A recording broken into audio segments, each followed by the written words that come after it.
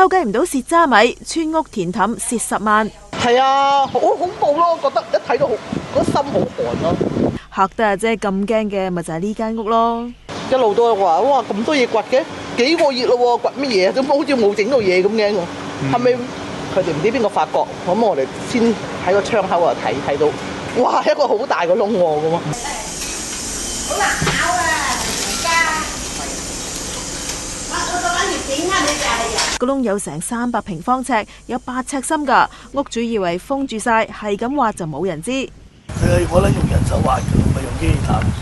好多擺咗喺度，我哋都奇怪間屋點解咁細會咁多泥出。不過佢唔俾我哋睇，我哋唔知佢搞乜啫。結果上個禮拜俾街坊踢爆咗，接埋屋宇署 order，尋日嗱臨要填翻個窿。